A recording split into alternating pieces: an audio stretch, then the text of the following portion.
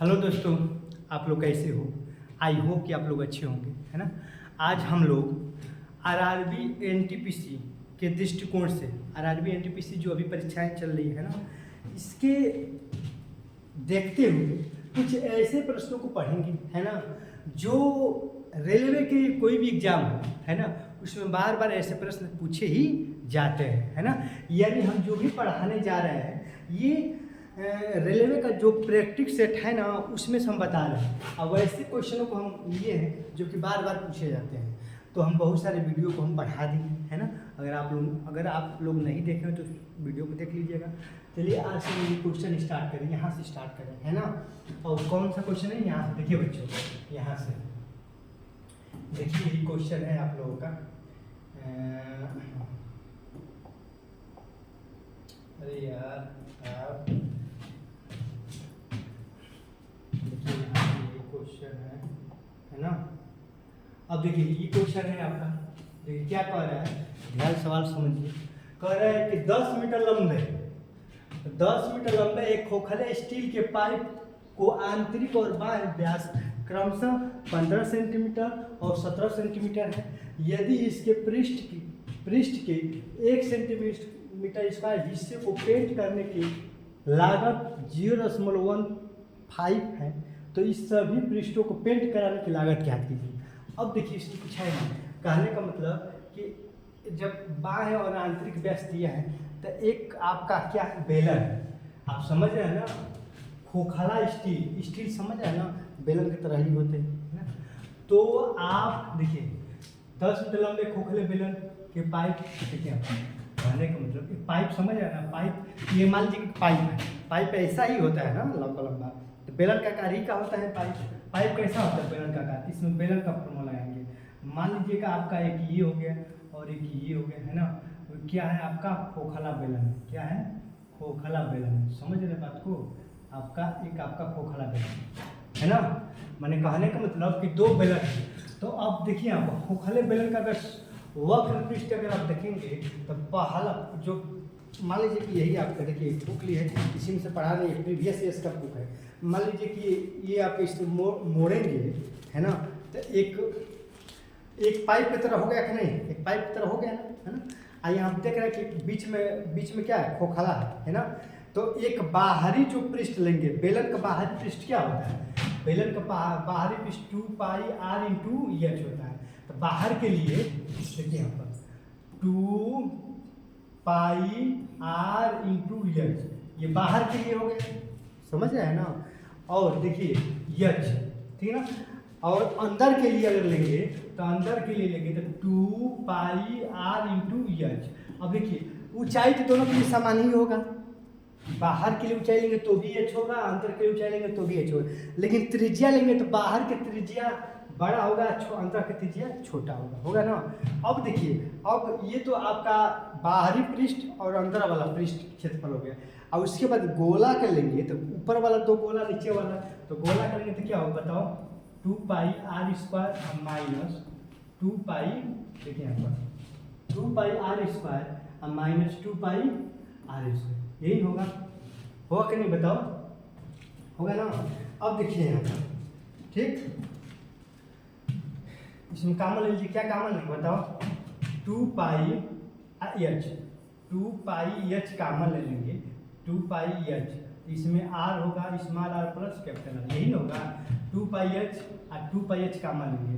इसमें क्या कामन लेंगे, 2 पाई कामन लेंगे। 2 पाई जब कामन लेंगे तो क्या होगा, r square minus small r square, capital R small r square.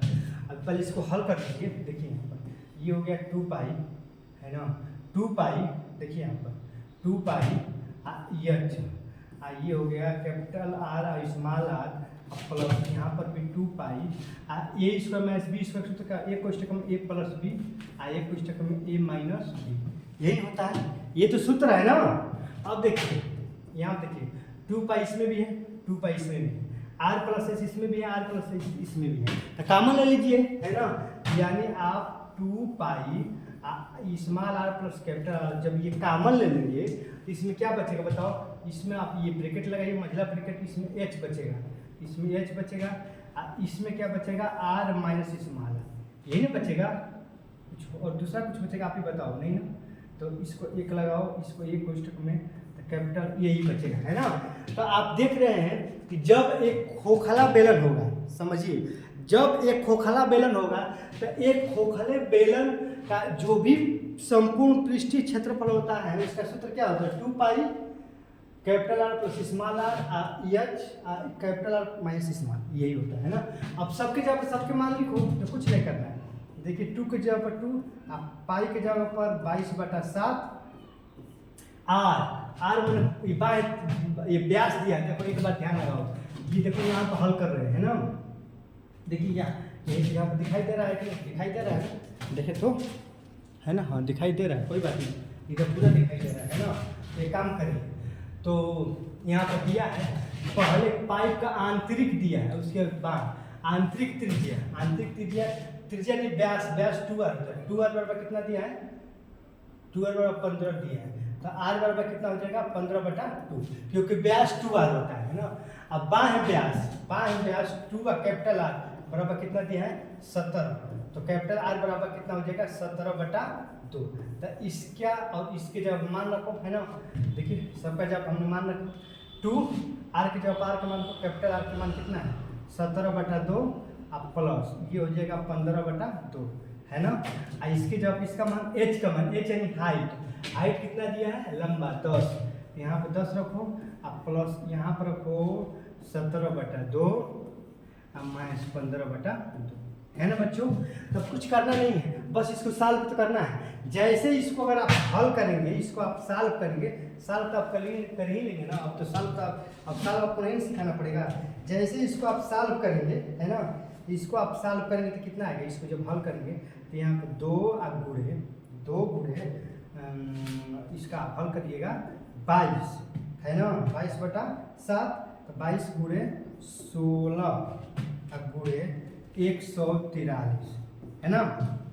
देखिए आप इसको हल कर देखिए, आप इसको हल तो आप कर ही नहीं, अब हल नहीं ना करेंगे, अरे यार तो हल करने में समय लगेगा ना। देखिए इसको हल करेंगे तो इतना आएगा 2 गुणे 22 गुणे 16 गुणे 143। अब यहाँ पर दिया है, क्या दिया है? देखिए दिया है, अब क्या दिया है यहाँ पर शॉर्टकट में दिया है कि 1 सेंटीमीटर स्क्वायर में कितना रुपया लग रहा है? 0.15 रुपया लग रहा है ना। तो ये आप देख रहे हैं कि ये क्षेत्रफल है ना, ये क्या है बताओ? ये आपका एरिया है, टोटल बेलन का एरिया है। एरिया सेंटीमीटर स्क्वायर में आता है कि नहीं? तो सेंटीमीटर स्क्वायर की जगह पर क्या लिखा है? 0.15 रुपया, क्योंकि आपका लागत बताना है, लागत रुपया में ही तो होता है। गुणा कर दो, यहाँ देखो ये कितना है?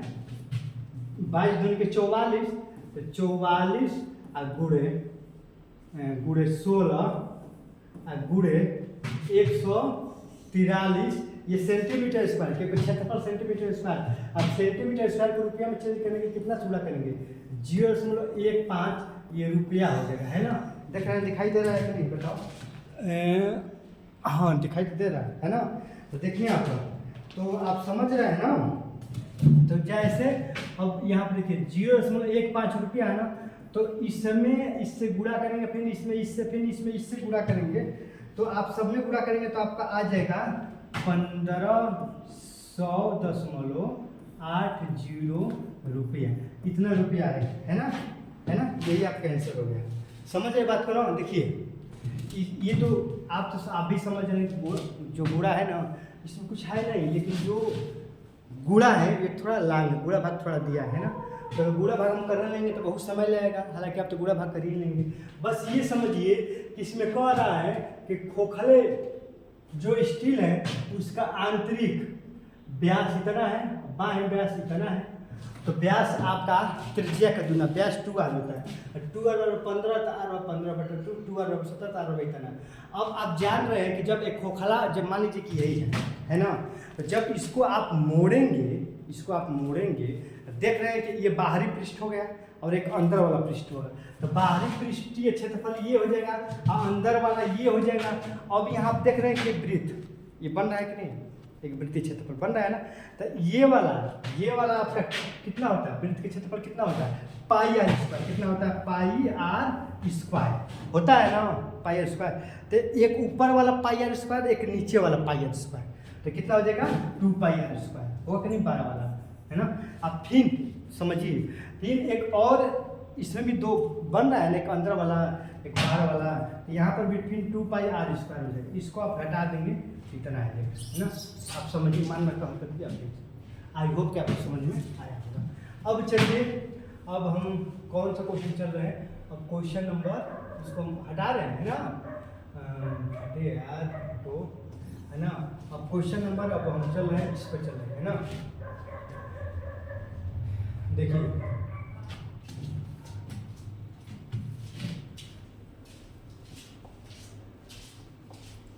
देखिए क्वेश्चन नंबर ये है ना।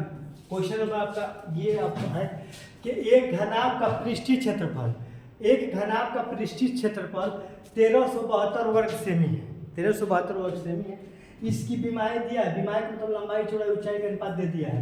तो लंबाई ज्ञात कीजिए, है ना, घनाभ का लंबाई निकालना है। तो आप पृष्ठीय क्षेत्रफल दिया है, तो घनाभ का पृष्ठीय क्षेत्रफल क्या होता है, पहले तो सूत्र लिखो, घनाभ, घनाभ का पृष्ठीय क्षेत्रफल कितना होता है, बताओ पृष्ठीय क्षेत्रफल कितना होगा, 2 LB BH और HL, यही होता है घनाभ का पृष्ठीय क्षेत्रफल, यही होता है 2LB BH HL, यही होता है कि नहीं। अब देखिए, ये आपका लंबाई हो गया, यहाँ पर दिया है, देखिए यहाँ पर आपका दिया है लंबाई, यह लंबाई आप 4x हो गया, लंबाई चौड़ाई आपका 2x हो गया, है ना, और ऊंचाई ऊंचाई x हो गया। बस x लगा दो इसमें, है ना। देखिए यल लंबाई आपका 2x और ब्रेथ चौड़ाई आपका 2x, लंबाई ये चौड़ाई ये ऊंचाई x लगा दीजिए। समझ रहे बात को ना। तो अब यहाँ पे चलिए सबके मान लिखिए, है ना।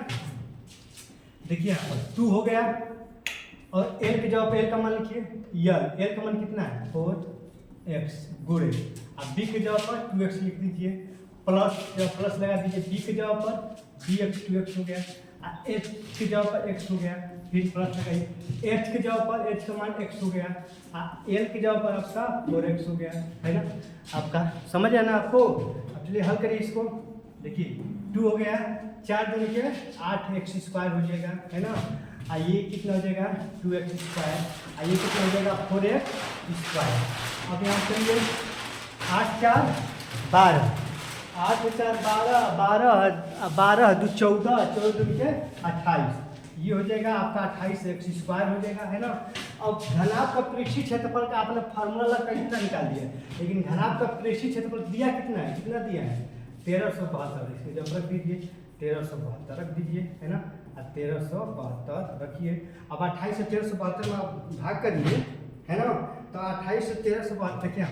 अब इसको x स्क्वायर बराबर 1372, अब भागा कितना हो गया बताओ बच्चों 28, इतना आएगा कि नहीं आप भी बताओ, इतना आएगा ना। हाँ, तो जब भी आप x स्क्वायर जब 1372 में 28 से भाग करेंगे, 1372 में 28 से भाग करेंगे तो 49 बढ़ जाएगा, कितना बढ़ जाएगा 49 बढ़ जाएगा। भाग तो कर ही लेंगे, तो x स्क्वायर बराबर ये 7 का स्क्वायर लिख सकते हैं, 7 स्क्वायर x बराबर कितना गया, x बराबर 7 हो गया बस।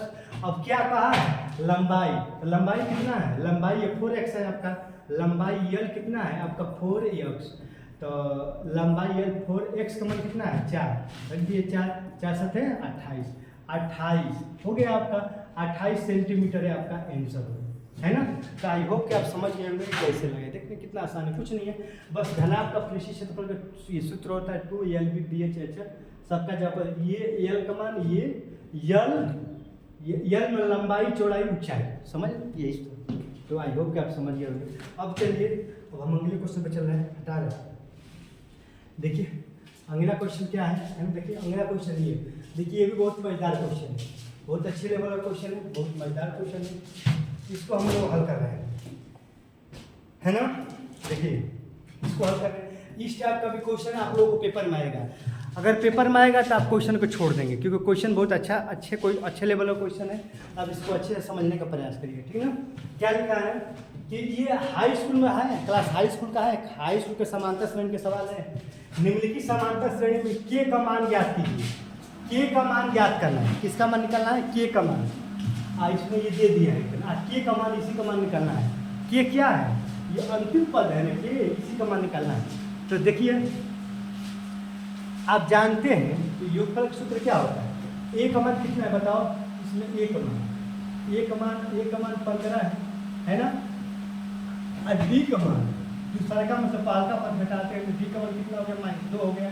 ठीक, रखो योगफल सूत्र लाओ। तो योगफल सूत्र क्या होता है बताओ, n/2 यही होता है। क्या होता है देखो, यहाँ सवाल कर रहा है, यहाँ क्योंकि सवाल बड़ा है, यहाँ सवाल करके क्या होता है, n/2 n पदों का योगफल सूत्र देखो, n पदों का योगफल। योगफल सूत्र क्या होता है बताओ, n/2 और 2a प्लस n - 1 × d, यही होता है n पदों का योगफल सूत्र। होता है कि नहीं होता तो आप देख लीजिएगा। तो n पदों का n का मान तो दिया है, n का मान निकालना है। देखो n, देखिए हम यहाँ हल कर रहे हैं, n/2 और 2 और एक जगह पर 15 दिया, एक जगह 15 और प्लस n - 1 और डी की जगह पर कितना है, डी की जगह -2 और बराबर योगफल है ना। इन सभी का योगफल कितना दिया है, कितना दिया है, -105 है ना। अरे इसी का हम सूत्र लगा रहे हैं, बराबर 105। अब जब इसको आप हल करेंगे, देखिए आप हल करिए, इसमें भी दो कामन लीजिए, देखिए n/2 और 2 कामन लेंगे, कितना हो जाएगा, 15 बचेगा और ये -n + 1 बचेगा और बराबर -105। ये दोस्तों क्या हो गया, कट गया। तो क्या बचेगा, n यहाँ 15 × 16 -105 है ना। अब इसको आप हल करिए, इसमें गुणा करिए तो ये हो जाएगा 16n - n² और -105 हो गया ना। अब देखिए माइनस इधर आएगा तो प्लस n² ये -16n, ये प्लस इधर आएगा तो माइनस प्लस ये इधर ही है 105 है ना। बराबर क्या आ गया, 0 आ गया। जब अब देखिए अब फैक्टर बन गया, जब इसका आप गुणनखंड करेंगे, गुणनखंड करना तब जानते ही हैं है ना। जब आप इसका फैक्टर करेंगे, गुणनखंड करेंगे तो देखिए n का मान 2 आएगा, एक n का मान कितने यहाँ पर कर दे फैक्टर, आप कर लेंगे, बताओ फैक्टर कर देंगे, कर लेंगे। देखिए आप तो करेंगे, दूसरा क्वेश्चन देख रहे हैं बच्चों, क्वेश्चन सही है ना, है ना। अब देखिए इसका फैक्टर तो आप कर ही लेंगे, तो पर ये n² और इसका हो जाएगा 21n अब प्लस 5n - 105 बराबर 0। ये गुणनखंड यही करके है ना, जोड़ने घटाने घटाना चाहिए। n कामन लेंगे तो क्या होगा, n - 21, इसमें 5 कामन लेंगे तो क्या होगा, n - 21 बराबर 0। n - 21 और ये क्या हो जाएगा, n + 5 बराबर 0। n बराबर -5 होगा, n का मान ये होगा नहीं, क्योंकि n का मान कभी भी माइनस रूप में नहीं आता है, n का मान कभी भी माइनस रूप में नहीं आता है ना। तो n का मान कितना हो गया, n - 21 बराबर 0 है, तो n बराबर कितना हो गया, n बराबर 21, यही n का मान आएगा। n का मान कितना आ गया, 21 आ गया। अब देखिए बस n का मान आ गया ना, हमें k का मान निकालना है। तो k अंतिम पद है, तो अंतिम पद an बराबर सूत्र क्या होता है, एक सूत्र होता है ना बच्चों, एक सूत्र होता है अंतिम पद का, अंतिम पद का एक सूत्र होता है an बराबर a प्लस n - 1 × d, होता है कि नहीं बताओ, ये नवा पद का सूत्र है। ये अंतिम पद है, अंतिम पद कितना दिया है, k दिया है, तो k बराबर a का मान 15 है अब प्लस n का मान 21 और -1 और d का मान -2, d का मान -2, रखो k का मान आ जाएगा 15 और यहाँ पर 20 हो जाएगा ना, बताओ 20 गुणे -2 कितना होगा, k बराबर 15, 20 दूनी के -40, तो k बराबर कितना होगा बताओ, 40 में से 15 हो जाएगा तो कितना होगा, 20, 25 -25 हो गया, कितना हो गया -25। तो k का मान -25 आ गया, दिया है कि नहीं, ऑप्शन तो दिया है, देख रहे हैं कि इसमें दिया है कि नहीं, k का मान आ गया है ना बच्चों, k का मान -25 आ गया, ठीक ना, ऑप्शन में दिया है k का मान -25। तो देखिए आप एक बार समझ लीजिए, देखिए निम्नलिखित समांतर श्रेणी में k का मान ज्ञात कीजिए, यदि इतना इतना तो इतना है। तो देखिए एक सवाल बहुत अच्छा है ना, कुछ है नहीं, बस यही है, ये आपका प्रश्न है ना, ये आपका क्या है, ये आपका प्रश्न है ना। तो a का मान, a मैंने प्रथम पद 15 हो गया, d में दूसरा का मतलब पाल का पद घटाएंगे, d का मान -2 आ गया, और आप समझ रहे हैं a का मान d का मान आपने निकाल लिया, a का d का मान निकाल लिया। n पदों के स्थल पे सूत्र होता है n/2, a के जगह पर d का मान रखकर हल करिए, n का मान कितना आ गया, n का मान 21 आ गया। क्योंकि एन का मान माइनस रूप में आया है, एन का मान माइनस रूप में कभी होता नहीं है कि क्योंकि एन जो है एन पदों की संख्या है। अब पदों की संख्या कभी माइनस में होती है, नहीं होती है। एन का मान कभी भी माइनस में नहीं होता, ये एन का मान होगा नहीं। एन का मान 21 आ गया। अब ये लास्ट पद का एन को अंतिम पद या लास्ट अंतिम पद करते हैं तो एन बराबर इतना फार्मूला होता है। सबके जब सबका मानना करके का मान कितना आ गया -25 है ना। आई होप कि आप समझते हो। अब चलिए इस टाइप के प्रश्न आते हैं, बार बार आते हैं। ये मत समझो कि हम हाई स्कूल का पढ़ा रहे हैं, ये आपका प्रीवियस ईयर का क्वेश्चन है ना। ये आपका ये NTPC में आया हुआ है प्रश्न। अब चलिए अब अगले प्रश्न को चलते हैं। अब कौन सा प्रश्न है यार, कहाँ गया? अब देखिए ये प्रश्न है, ये भी आपका अगर हम कहेंगे बच्चों, ये तो आपका क्लास 9 का प्रश्न है, देखा जाए तो आपका क्लास 9 का प्रश्न है ना। लेकिन ऐसे प्रश्न आपके RRB का कोई भी पेपर हो, चाहे ग्रुप डी हो, चाहे NTPC हो, चाहे टेक्नीशियन हो, भर भर के ऐसे प्रश्न आते हैं। ये क्लास 9 का है ना। देखिए x square plus x plus b को जब एक्स स्क्वायर 4 द्वारा विभाजित किया जाता है तो कितना 632 आता है। तो एक्स स्क्वायर कितना को 104 से विभाजित किया तो 635 आता है। ए प्लस बी का मान निकालना है। किसका मान निकालना है? ए प्लस बी का मान, क्वेश्चन मार्क ए प्लस बी का मान निकालना है। देखिए दोस्तों ये अलग क्वेश्चन है और ये अलग क्वेश्चन है, ये वाला है ना। तो पहले इस क्वेश्चन को हल कर रहे हैं। एक्स कितना दिया है? x - 4 बराबर क्या रखेंगे 0। x बराबर क्या रखेंगे 4। x जब क्या रखेंगे 4, तो x जब 4 रखेंगे तो किसके बराबर आएगा? 32 के बराबर। रखो x, देखिए समीकरण क्या है? x square plus x plus b, यही आपका समीकरण है। रखो x जब 4 तो ये आपका 4 का स्क्वायर x जब 4 4a कितना हो जाएगा आपका? ये आपका 4a हो जाएगा अब प्लस b। और जब x के जगह पर 4 रखेंगे तो क्या आ रहा है? कितना आ रहा है? 32 आ रहा है। इसके बराबर हो जाएगा 32 के बराबर। तो 4 चौके 16 अब प्लस 4a अब प्लस b बराबर 32। यहाँ पर देखिए 4a अब प्लस b अब 32 16 जाएगा कितना आएगा? 16। ये समीकरण आपका फर्स्ट आ गया, समझ आया ना। अब कह रहा है कि फिर दूसरा का समीकरण में जब ये रख रहे हैं उतना ही मान, सही है ना यार, दोनों उतना ही मान रख रहा है ना, है ना। हाँ ठीक है, उतना ही मान रख रहा है, ठीक ना। तो मान रखिए तो किसके बराबर आ रहा है? 32 के बराबर आ रहा है, नहीं सॉरी 35 के बराबर आ रहा है। रखो x जब कितना रखोगे 4 तो रखो x स्क्वायर मतलब 4 का स्क्वायर और प्लस b x जब 4 तो 4b हो जाएगा अब प्लस a बराबर किसके बराबर आ रहा है? 35 के। तो 35 के बराबर कर दो कितना। और देखिए 4 चौके 16 यहाँ 4b अब प्लस a बराबर 35। तो 4b अब प्लस a। अब बताओ जब 35 में से ये 16 जाएगा उधर तो कितना होगा? 5 में से 6 जाएगा नहीं तो 15 में 6 जाएगा तो 9। और यहाँ 2 में से 19 हो जाएगा। कितना आ जाएगा? 19 जाएगा, आएगा ना 19।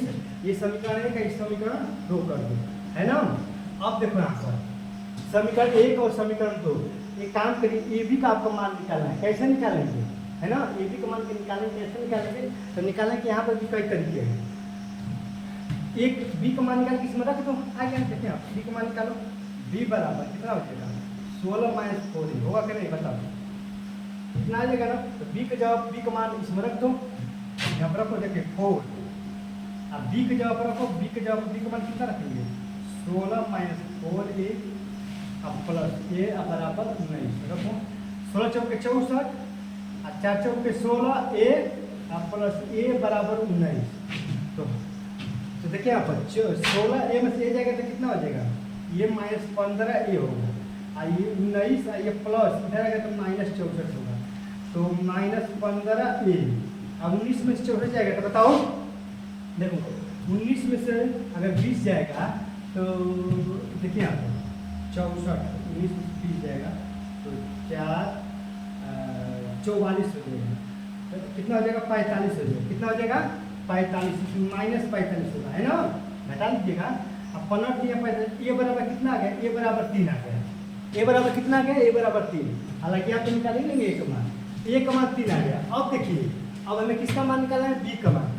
ए का मान इसमें रख दीजिए, बी का मान आएगा आ जाएगा। तो 16 अब -4 एक जब कितना रहेंगे 3, तो 3 चौक के 12 डायरेक्ट 12 रख दो। तो बी का मान कितना आ गया बताओ, 16 में 12 जाएगा 4। बी का मान कितना आ गया, बी का मान कितना आ गया 4 आ गया। हमें ए प्लस बी का एक मान बताना है। तो ए का मान कितना है, ए का मान 3 और बी का मान देखिए, बी का मान 4। तो ए बी का मान कितना आ गया 4, तो कितना आ गया 7। आपके 7 आंसर हो गया, समझ रहे हैं ना, 7 आंसर हो गया। आया है ना, आया है बस। तो आई होप कि आप समझ गए होंगे, है ना। ये कुछ है नहीं, देखिए ये आपका एक समीकरण है ना, ये समीकरण आपका है, कैसा समीकरण है ये आपका समीकरण x² x + b, ये आपका समीकरण है। एक आपका ये समीकरण x² dx + a, इसमें मान रख रहे हैं तो 32 के बराबर हो रहा है, इसमें रख रहे हैं तो 35 के। हल करके समीकरण 1 2 बना दिए, ये भी का मान निकाल कर है ना। तो आई होप कि आप समझ गए होंगे। अब चलिए क्वेश्चन नंबर 19 पर चल रहे हैं, क्वेश्चन नंबर 19 पर चल रहे हैं, है ना। इसको हटा दें, ठीक है ना, हाँ देखिए हटा दिए। अब क्वेश्चन नंबर 19 पर चलिए, देखिए यहाँ पर रहा है उस त्रिभुज के क्षेत्रफल ज्ञात करें जिसके शीर्ष इतना रहता है। अब देखिए इसमें त्रिभुज के क्षेत्रफल निकालना है, तो कुछ नहीं है यार, त्रिभुज के क्षेत्रफल पर दो देखो, ये आप जानते हो कि x1 हुआ y1 हुआ, x2 हुआ y2 हुआ, x3 हुआ y3 हुआ। देखिए ज़्यादा ट्रिक के पीछे भागेंगे ना तो फिर आपका कंसेप्ट क्लियर नहीं होगा, तो फिर आप पेपर में जाएंगे एंड ओके पर आप भूल जाएंगे, है ना। तो ट्रिक के चक्कर में हालांकि हाँ, अगर आप हैं तो कोई बात नहीं है, अच्छी बात है, लेकिन बेसिक भी आप जानिए। अगर बेसिक नहीं जानेंगे तो दिक्कत हो जाएगा। तो त्रिभुज क्षेत्रफल सूत्र क्या होता है, आप क्लास 9th में और 10th में दोनों पढ़े। तो त्रिभुज का क्षेत्रफल, त्रिभुज का क्षेत्रफल का सूत्र होता है एरिया का 1/2 x1 y2 - y3 x2 y3 - y1 x3 y1 - y2 होता है कि नहीं, त्रिभुज क्षेत्रफल होता है ना।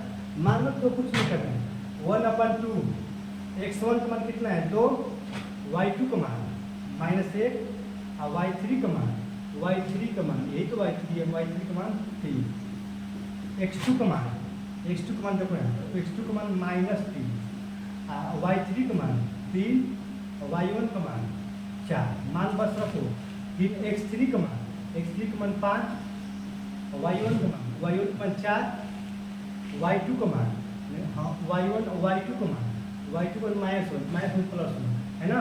देखिए हम कुछ किए नहीं, केवल मान रखे हैं x1 y1 x2 y2 x3 y3, है ना। हल करो इसको, 1/2 3 1 4 4 2 के -8, अब माइनस ये -1 तो +3 हो जाएगा, 4 1 5 5 25 +25 हो जाएगा, है ना। अब यहाँ पे देखिए 1/2 और इसमें से घटाएंगे तो -5 यानी -20 हो जाएगा, है ना। और जब 20 में 10 से भागा देंगे कितना हो गया 10 हो गया आपका आंसर, है ना। 10 देखिए यहाँ पर नीचे दिया होगा 10 आया होगा, देख रहे हैं 10 आया कि नहीं आया है 10, है ना। आपका 10 वर्ग इकाई आपका आंसर हो गया, है ना। तो आई होप आप समझ गए होंगे। कुछ है, कुछ नहीं है, ये आप 9th में ये 10th में ही पढ़े हैं 1/2 x1। हालांकि हल करने का ट्रिक भी है, तो जैसे ट्रिक के पीछे भागेंगे तो तुरंत ऐसे हल कर लेंगे, है ना। तो आई होप कि आप समझ गए होंगे। चलिए अगले क्वेश्चन पे करते हैं।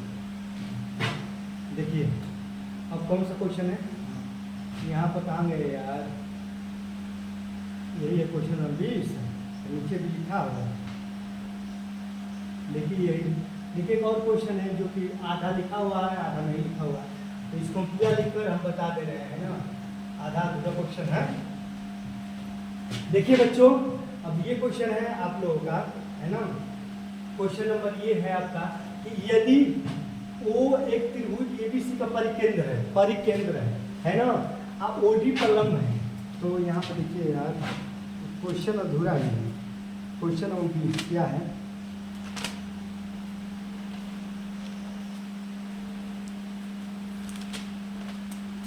देखिए कह रहा है कि यदि O एक त्रिभुज ABC का परिकेंद्र, ठीक है, यदि O एक त्रिभुज ABC का परिकेंद्र है ना, आप OD BC पर, देखिए यहाँ पर OD BC पर लंब है, OD है ना, OD देखिए यहाँ पर लिखा है, यहाँ देखिए यहाँ पर OD है ना, OD BC पर क्या है लंब है, ये लिखा है लंब है, तो लंब है तो कोण BOD का मान ज्ञात कीजिए, क्वेश्चन बना है ना। देखिए आप हो गया, कह रहा है कि यदि O एक त्रिभुज ABC का परिकेंद्र है O, तो O है और OD BC पर लंब है, तो कोण BOD का मान निकालना है। तो एक त्रिभुज बनाइए, क्या बनाइए आप, एक त्रिभुज बनाइए, है ना। देखिए आप देखिए एक त्रिभुज बनाइए, देखिए परिकेंद्र वाला प्रक्रिया क्या होती है, एक आप वृत्त बनाएंगे, है ना, आप उसमें आप एक त्रिभुज बनाएंगे, ठीक, एक त्रिभुज बना दिया, ठीक। अब यहाँ देखिए, अब यहाँ से और यहाँ से समविभाजित करते हुए एक रेखा यहाँ पर खींचेंगे जो O, यही वो परिकेंद्र है।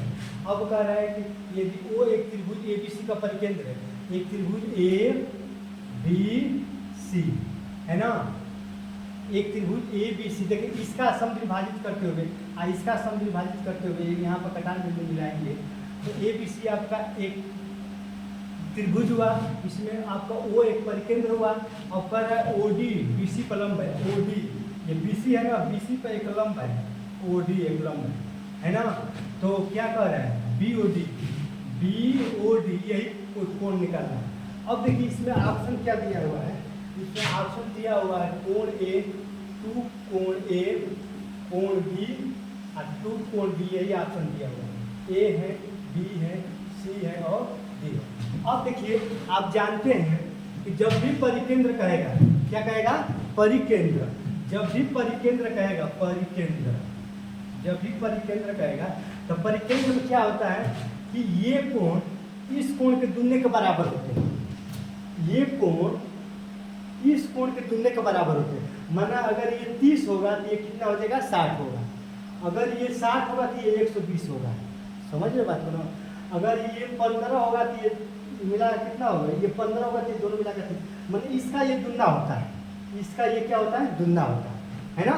तो इसका ये जब ये दुगना होता है तो अगर मान लीजिएगा अगर ये 15 तो ये अगर ये 15 तो ये 30 होगा, तो 30 होगा तो ये भी 15 ये भी 15। देखिए समझिए, जब भी परिकेंद्र कहेगा, क्या कहेगा, परिकेंद्र, देखिए बहुत, एक परिकेंद्र कहता है, एक लंब केंद्र कहता है, एक केंद्रक कहता है, सब में अलग अलग नियम लागू होता है ना। तो जब भी परिकेंद्र कहेगा, ध्यान लगे, जब भी परिकेंद्र कहेगा, है ना, तो ये कोण इस कोण का दुगना होगा। अगर ये 15 होगा तो ये दोनों मिलाकर 30 होंगे, ये 15 होगा तो ये क्या हो जाएगा, 30, तो ये 15 और ये 15 30, माने ये कोण एक कोण के बराबर होते हैं, है ना। यानी हम कह सकते हैं कि BOD, देखिए BOD ये वाला कोण लेना है, समझने का प्रयास करिए, देखिए ये वाला BOD ये वाला कोण लेना है, तो एक कोणवा लेंगे तो एक कोणवा का बराबर होगा कि नहीं, ये भी 15 ये भी 15 होगा ना। तो ये जो कोणवा लेंगे इस कोण के बराबर, ये कोण क्या है आपका, ये ही ना है, तो कोण A के बराबर होगा, है ना। तो आपका ऑप्शन नंबर A आपका आंसर है ना। तो आप समझ गए होंगे कि परिकेंद्र का मतलब ये कोण इस कोण के दुगना होगा। अगर ये 15 होगा तो ये दोनों मिलाकर 30 हो जाएगा, जब ये दोनों 30 तो ये 15 और ये 15 होगा, तो ये भी 15 ये भी 15, तो ये कोण इस कोण के बराबर हो जाएगा कि नहीं। तो ये कोण A है तो कोण A BOD के बराबर हो जाएगा, यही आपका आंसर है ना। आई होप आप समझ गए होंगे। अगर आप कमेंट करेंगे, इसमें देखिए एक परिकेंद्र है, देखिए यहाँ पर एक परिकेंद्र है, एक आपका केंद्रक होता है ना, एक आपका अंतः केंद्रक होता है, अंतः केंद्रक, एक आपका गुरुत्व केंद्रक होता है। तो इसमें 3-4 है ना, 3-4 सब होते हैं और सब पे सवाल बनते हैं। आप कमेंट करिएगा, अगर आप कमेंट करेंगे तो एक वीडियो में करीब 5-7 मिनट वीडियो बनेगा, हम डिटेल से उसको बता देंगे, है ना। लेकिन आप कमेंट करिए तभी हम बताएंगे, है ना। आप कमेंट करिएगा। चलिए फिलहाल में अगले क्वेश्चन पर बढ़,